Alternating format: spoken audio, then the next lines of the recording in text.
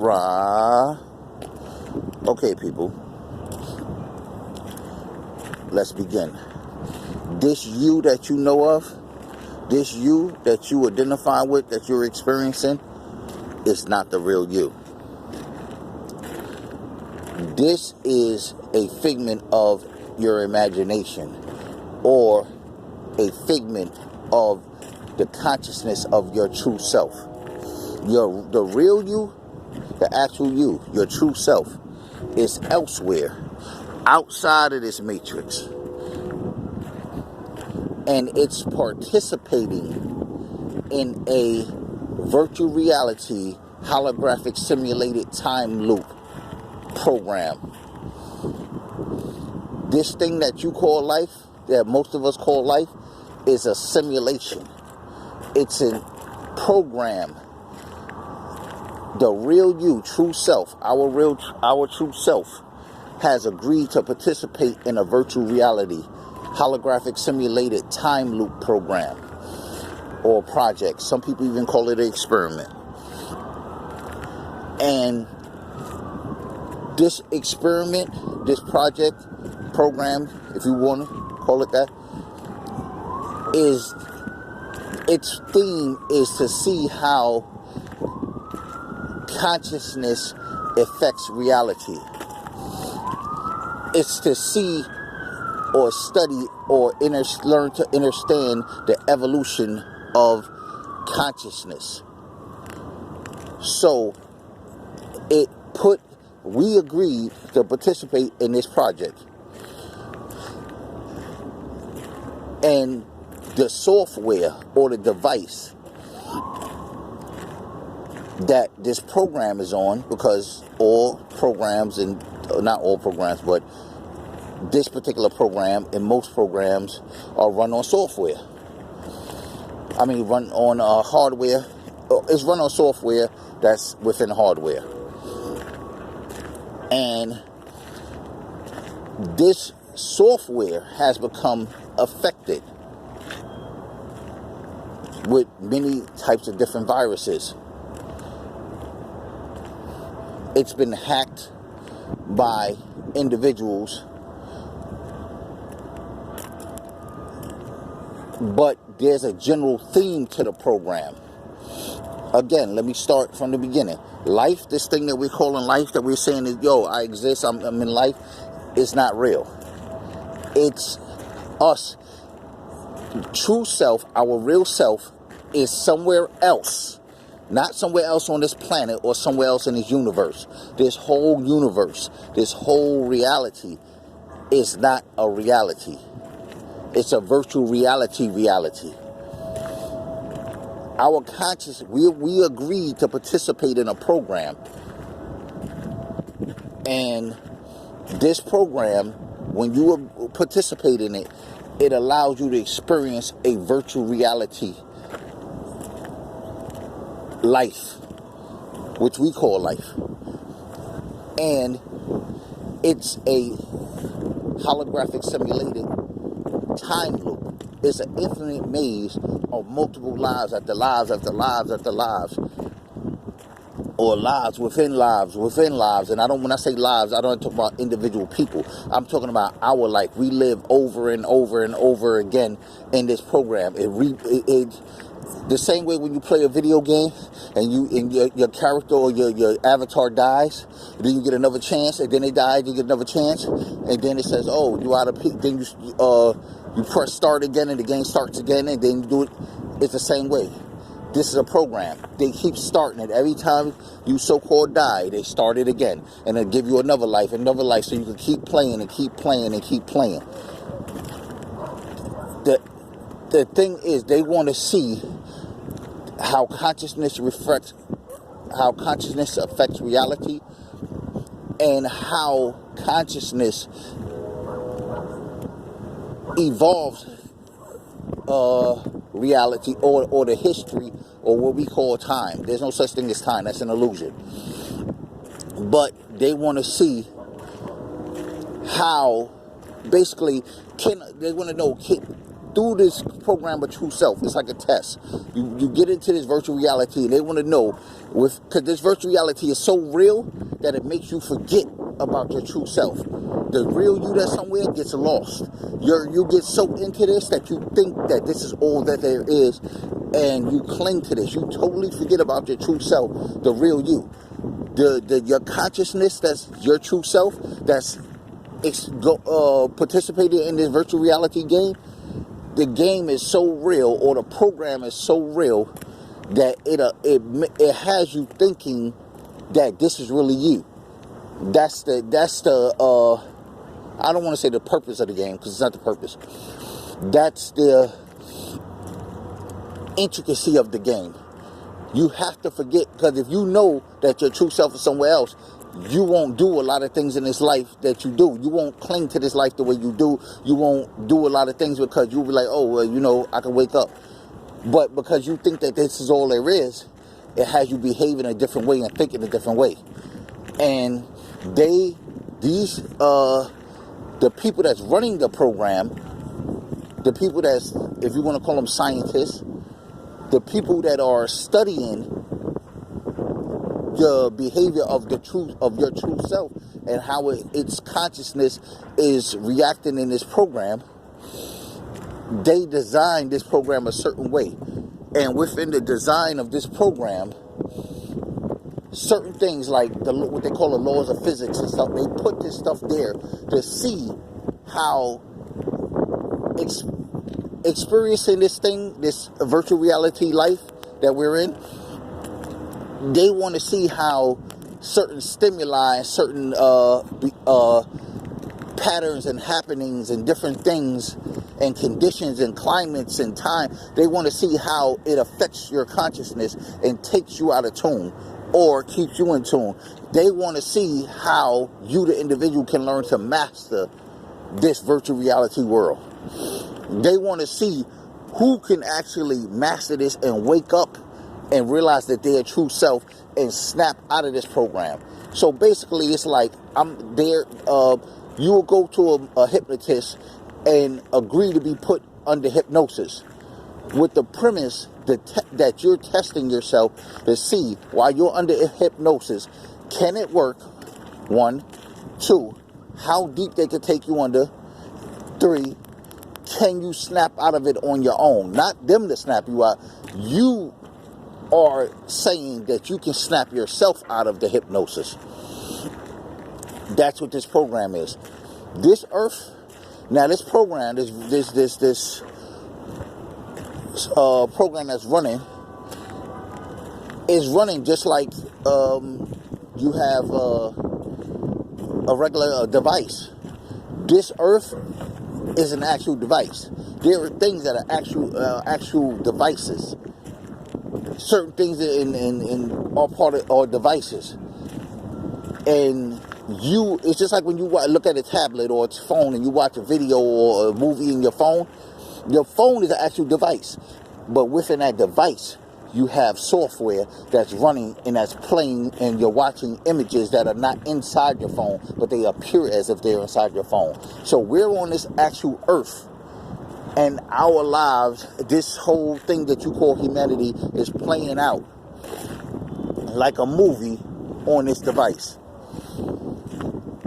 The thing is, this device is damaged. Just like in your real life, you drop your phone a couple times, boom, it cracks, it messes up, boom, you knock a couple of things loose on the motherboard or whatever. Different things, your charge port get messed up because you putting the charger in wrong, or you overcharging it, you're burning the battery out, different things of that nature, it's too hot. Different things happen. This device is damaged. This universe is our other device, and there's apps here, what you would call apps and stuff like that.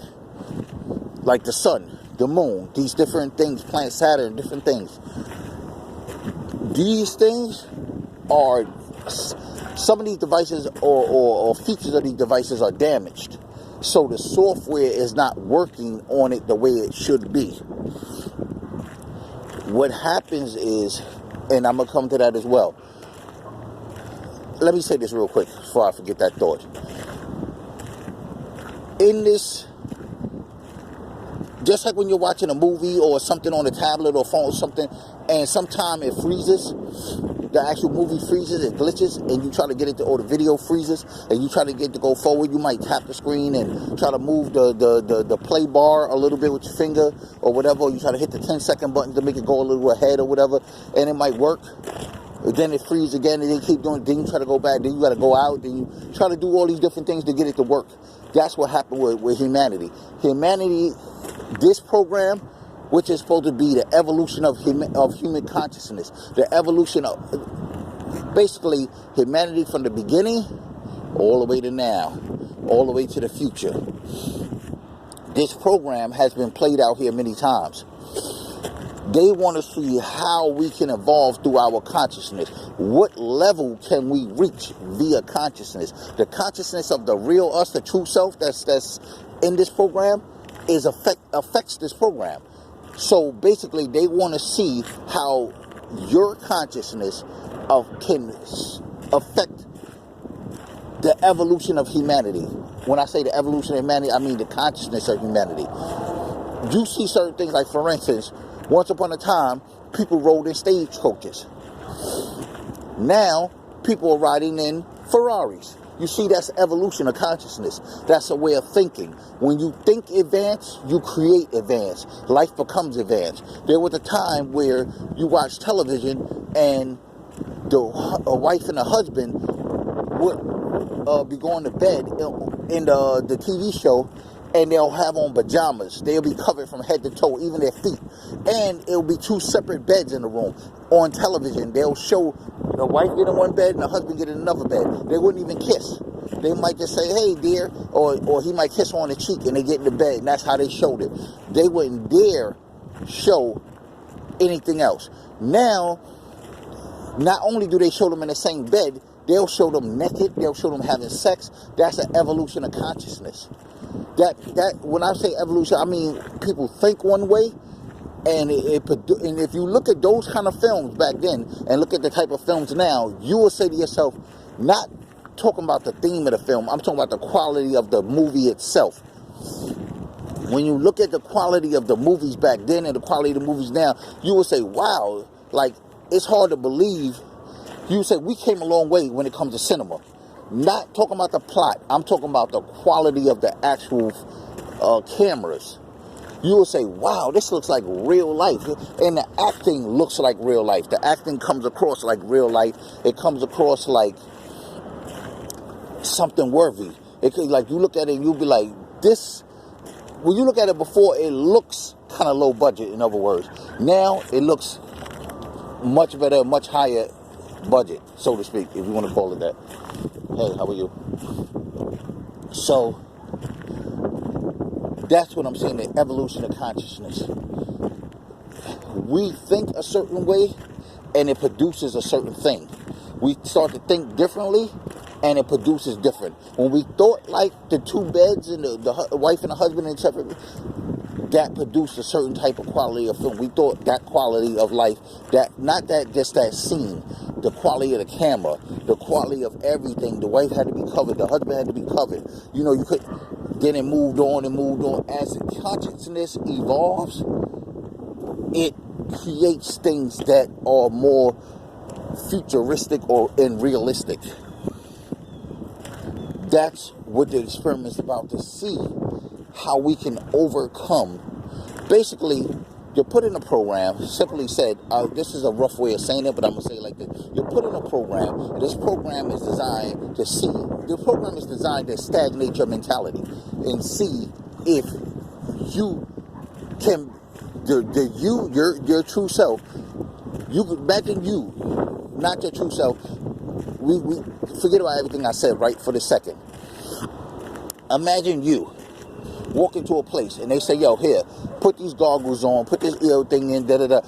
We're going to give you X amount of money. We want you to do this program. It's a virtual reality program. It's going to feel so real. You're going to think you're in here. You're going to think you're experiencing this and that, this and that, this and that. It's a test. We want to see how you behave in this program. We want to see if your mind is stronger than this program. If you can overcome this program. We want to see if you can get out of this program. And the way to get out is to figure this program out. You have to figure the details out. and you have to move and do things a specific way. And you get in the program, and your mind is not strong enough. You get lost there, and you get trapped there, and they have to stop the program because you can't. Then other people almost get out, but don't get out. Then other people, their mind is strong enough. They figure the program out. Boom. It's kind of like dreaming. You got people that are what they call lucid dreamers. You got people that dream and it just happens. And they wake up, they don't remember it, but they know they dreamt. Then they have other people, we call it remembrances. You have other people that have all these dreams and they remember the dreams and they was like, yo, this happened to me. Oh my God. It was like this, and that. Then you have other people that's in a lucid dream that they can have these remembrances or dreams, and in these dreams they can control what happens. They can affect what happens. Then you have other people still, which is a form of so-called lucid dreamer, that not only can they affect what happens in the dream, they can stop the dream, wake up, go do something else, lay back down, and make that same dream happen again and continue it. I've done it many times. I've been like, I've really enjoyed that right here. I've been like, yo, tonight when I go back to rest, I'm going to continue that dream from the night before. And I've done it. Just lay down, focus on it, picture it, because you can remember it. Boom, you go back in, and it just starts happening. That's the same program we're under. It's like a dream program. They are programming things they want, like the weather. This is a program. But we feel it, and we think that it's real, and we react to it. They want to see how we react to it.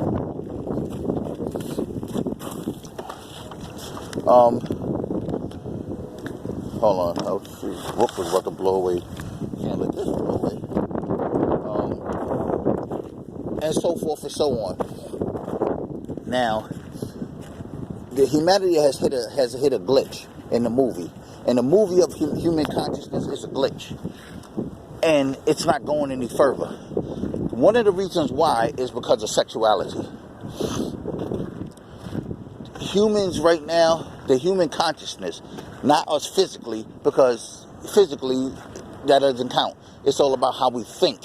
When we think different, we produce things different, and society becomes different. Right? There was a time when men only wore suits. You see men, I don't care what time of the day it was, they had a whole suit on with a hat. Handkerchief, whole thing. Tie, everything. That was how men dressed in general. It wasn't no special occasion. Now you see men only wear suits at special occasions. Now it's coming to the point where at special occasions people are not. People are going to weddings in regular clothes, funerals in regular clothes, church in regular clothes. That's evolution of consciousness. It's when you realize that it's just a program and you don't have to behave a specific way.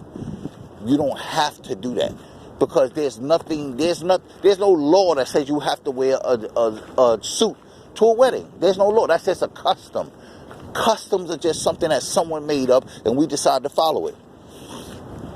That's the evolution of human consciousness comes about when we realize we have had limitations put on us, and those limitations don't apply. There's no science to it. It's not like, because basically there's things you can manipulate this reality. You can even bend the so-called laws of physics.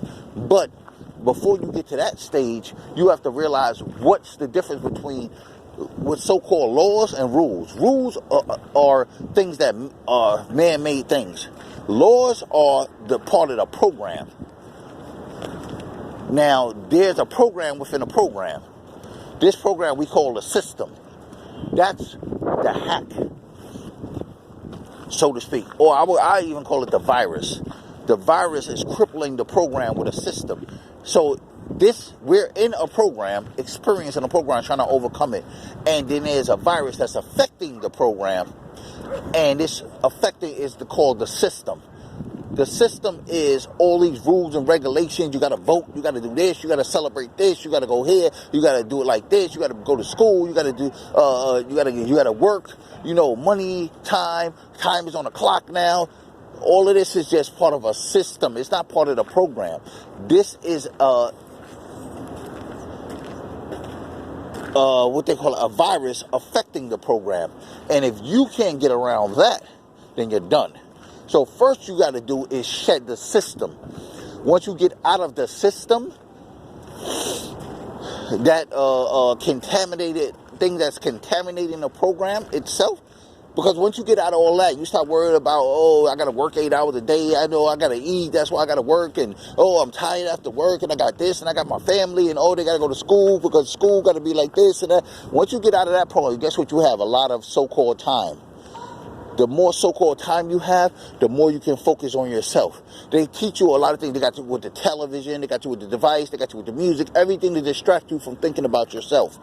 Once you start thinking about yourself, you start figuring out like, yo, why is that like that? Yeah, you know, you start asking questions like, why is the sky blue? They say, oh, it's because the sun rays are reflecting off the water and the water's blue. But when you go to the beach, every single time, I've been to many beaches all around and the water looks blue. But when you scoop the water out and you take it in a jar and you look at it, the water's actually clear or cloudy at least. Even when the water looks green, it's not green. You look at it, it's not even green. That's an illusion. So you say, hold on. The water looks blue, but it's not blue. The sky looks blue, but it's not blue.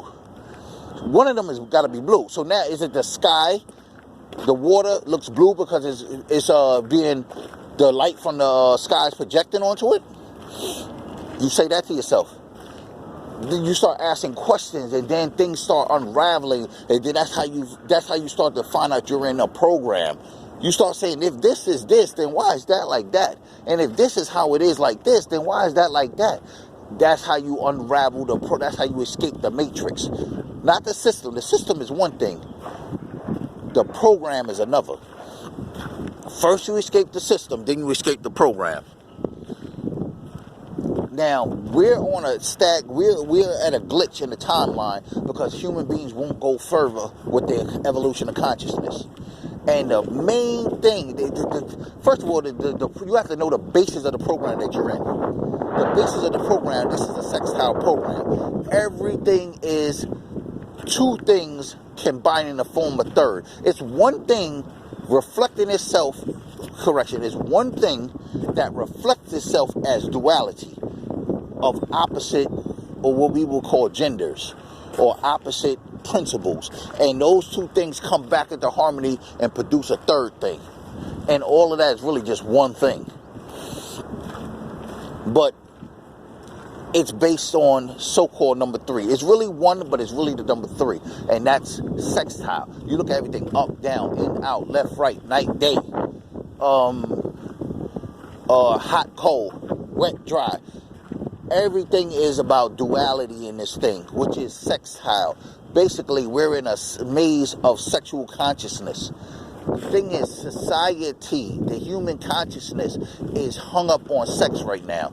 A lot of people can't accept a lot of things sexually that they should be able to. We should be way ahead of a lot of things we're doing or thinking or experiencing sexually. People are still hung up on transgender and homosexuality and polygamy and, I forgot what they call that, exhibitionism and different things and nudity. Just plain old nudity. A lot of countries are past that. Like, you go to certain places, France, they walk around with the topless all day. Like, people are still, you see a mother breastfeeding in public and people get uncomfortable. Why the hell does some nipples make you uncomfortable? That's just her body. Like, we're still so childish and immature in our sexuality that, a nude beach, if you go to a beach and you get nude, everybody in the beach gets uncomfortable or everybody starts staring. That's how behind in sexuality we are. That the human body amazes people to the point where it makes them unravel. This is why we still have so many sex crimes and stuff like that, because people are so immature in their sexuality and their consciousness. Think about it. You go to the nude beaches that are nude beaches, you don't hear about nobody getting sexually assaulted. You go to nudist colonies, you don't hear about anybody getting sexually assaulted. Why? Because all of those people are evolved in their consciousness, and because they're not stagnant, because these people see the human body differently, they behave toward the human body differently. Where you have these other people over here that look at the human body as something that should be hidden and concealed. When they see it, it drives them to compulsion. So that's what's going on. We're in a virtual reality holographic simulated time loop program or project, where the goal is to allow our consciousness to escape the program, to overcome the program. You put your consciousness in a program, you figure the consciousness out, you control the program, and then you wake yourself up. The thing is, we've got trapped in here, and we forgot who we are. We're stuck here, and now the program itself is contaminated. I don't want to say contaminated, that doesn't go, is affected. And as it's affected, we now are personally stuck. So imagine, think of your consciousness being stuck in a program glitches, your consciousness is attached to this program because you don't know who you are. So your consciousness is in this program. So when the program freezes, you freeze and you're stuck here. Now what happens, think about an actual device. You have this device. It's freezing. It's not playing your videos, your movies, whatever it is. So you take it to, somewhere to get it serviced. And they look at it and they say, oh, this device is kind of banged up and cracked up. But you say, yo, it's not even the device. It's the software. We need that fixed. If they can't actually fix that software, now there's two problems. One, the device might be too damaged for the software to play. The damage on the device might be affecting the software. Or the device might be damaged, but it's still good, and the software just needs to be fixed. Sometimes you can fix the software by running a diagnostic to find out what happened, and you can fix it. Other times you can't. You just have to do a factory reset, and wipe everything out. This is what happened in what they call mass extinction events, where the earth just, boom, wiped out everything, and it started over. When they can't fix the evolution of consciousness, they do a factory reset. The people, because remember, you, true self, are trapped in this, not trapped, but you, true self, are participating in this project. But you're not, there are people who are running this project. They are the ones that's able to program and put things into it. Like, other words, like, let's just say hypothetically, this is the program. The program is there already. But the program can be, at any given time, it can be affected. So they can go into the program and type things and put things there that weren't previously there. They can add to it. They can change they can change it because this is their program. Now what happens is they see that the program is glitched. So what they did was they put antiviral software in the program to try to fix the program.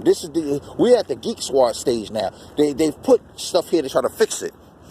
The issue is the program, the antiviral program they put in here to fix it, are experiencing stuff as individuals. There's different things, but it's people.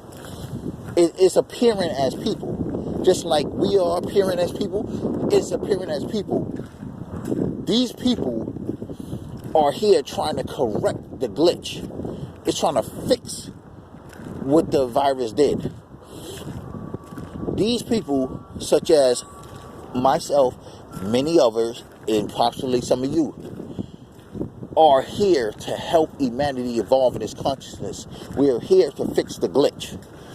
If we can get humanity to stop being so immature about sexuality and realize that this whole universe is a sexology and that it's based on that premise and there's nothing shameful or confusing or gigglish about sex, and it's the most natural thing, and and we can get to understand what it is and how it is and what it's used for and the way to do it and so forth and so on, we can get this program back running.